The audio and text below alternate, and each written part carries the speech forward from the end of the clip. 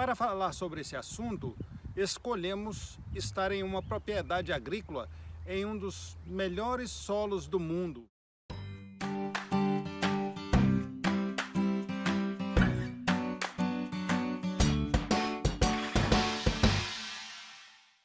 Olá, hoje nós vamos falar em boas práticas agronômicas.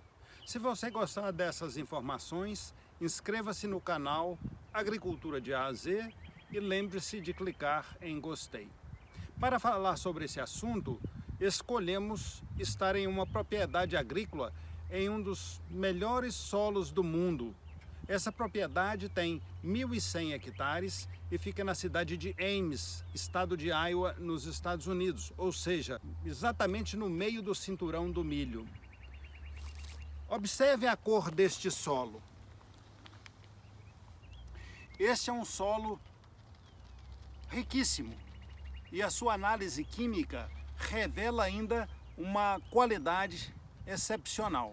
O pH desse solo, segundo o proprietário, é 6,3, o teor de cálcio alto, teor de magnésio alto, teor de potássio 69 miligramas por decímetro cúbico, fósforo 73 miligramas por decímetro cúbico, a CTC do solo é excepcional, saturação de bases 82% e a matéria orgânica varia de 6,5% a 6,8%. Não é de se surpreender que a produtividade média de milho nesta empresa é da ordem de 13.380 quilos por hectare. O dono dessa fazenda, entretanto, comunicou que no ano passado, em função da primavera longa, úmida e fria, houve um atraso significativo na produtividade. Assim, o ano de 2019 foi um ano em que teve uma quebra na produtividade de forma substancial. A produtividade aqui nessa propriedade foi de 10.720 quilos por hectare. Mesmo assim, um valor bastante alto. Mesmo um solo como esse requer a adoção de boas práticas agronômicas, boas práticas culturais. Para quê? Para que ele tenha sustentabilidade a longo prazo. Mas o que são boas práticas agronômicas? As boas práticas agronômicas constituem um conjunto de técnicas de manejo que ajudam o proprietário a ter mais eficiência e fazer uso sustentável da empresa.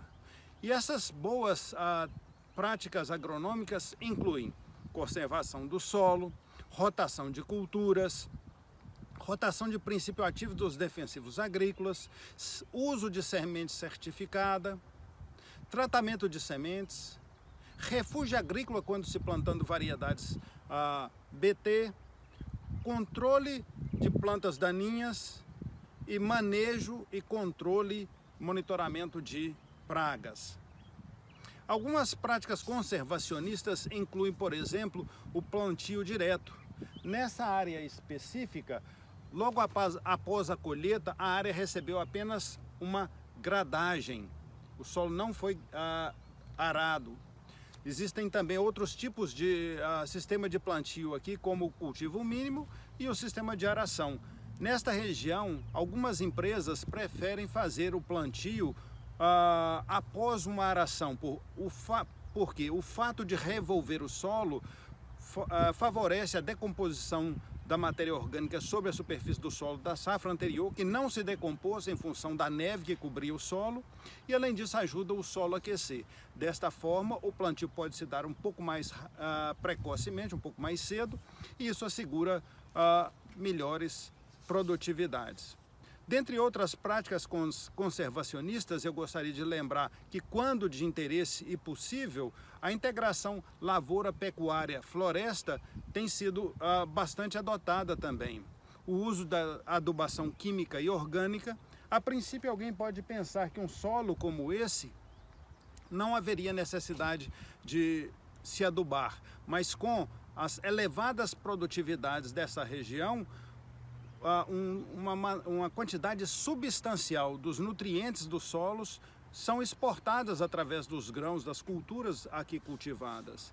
Então, a adubação química e orgânica do solo ajuda também a manter as propriedades físicas, químicas e biológicas do solo. As boas práticas agronômicas devem permear todas as atividades do agrônomo no processo produtivo, inclusive na hora da adubação. Por exemplo, a adubação foliar é um tipo de manejo utilizado para oferecer nutrientes via o sistema foliar das plantas. Durante todo o ciclo da cultura, o manejo da adubação ocorre de diferentes maneiras. Pode-se citar, por exemplo, a adubação de plantio, que é realizada no sulco ou na couve de plantio, a adubação de cobertura, que é feita logo após o início do desenvolvimento das plantas e pode se estender por um período maior, e também a adubação foliar, que é realizada em momentos críticos do ciclo produtivo. A adubação foliar é utilizada como complemento da adubação via solo, de forma rápida e eficiente. Com alto potencial produtivo das variedades hoje em dia, a adubação foliar pode impulsionar a produtividade e proporcionar respostas rápidas das plantas cultivadas. A recomendação de fertilizantes foliares deve seguir a necessidade nutricional das plantas na lavoura, que pode ser verificada com a diagnose foliar. A análise da folha é a maneira mais precisa para identificar a falta desses nutrientes e esta já é uma prática relativamente frequente em algumas lavouras de altíssima produtividade. Esses nutrientes oferecidos via adubação foliar entram nas folhas pelos estômagos devido à pressão negativa existente na evapotranspiração. Também entram pelas cutículas da vegetação por meio de microcanais ou rupturas. A seguir vamos falar um pouco sobre os cuidados necessários na adubação foliar. Para que a adubação foliar seja de fato eficiente e evite-se de se desperdiçar nutrientes, poluindo o meio ambiente e consumindo recursos não renováveis, é importante considerar 4 fatores. O primeiro deles é relacionado à folha ou à planta, considerando então a superfície foliar, a composição química e a permeabilidade da cutícula, a idade da folha. Fatores relacionados aos nutrientes aplicados também são importantes. A seletividade, a absorção desigual de ânions e cátions, antagonismo entre os nutrientes e outros fatores. Fatores relacionados às soluções nutritivas também são relevantes. A concentração e a composição das soluções, o pH e a forma química dos nutrientes. Finalmente, o quarto e último fator que deve ser levado em consideração é luz, temperatura, umidade do ar, horário e equipamento de aplicação e a quantidade de água disponível no solo. Ou seja, esses são fatores externos que afetam a eficiência da adubação foliar. A rotação de culturas é uma prática importantíssima e essa rotação consiste em alternar em uma mesma área diferentes culturas segundo um planejamento sequencial, de acordo com as disponibilidades de máquinas da empresa, mas sempre tentando fazer uma alternação de monocotiledôneas, dicotiledôneas, como por exemplo, uma rotação de cultura entre milho e soja. Existem outras práticas conservacionistas.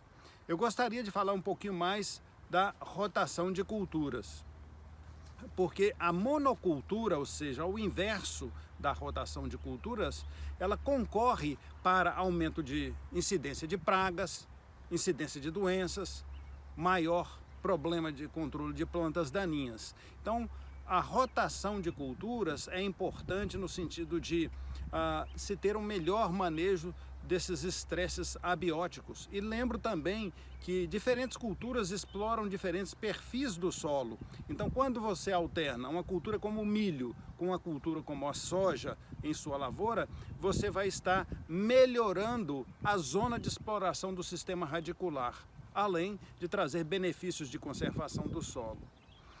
Produzir alimentos é essencial para a sociedade, mas nós temos que fazer isso de forma responsável, sustentável e ecologicamente inteligente. Obrigado.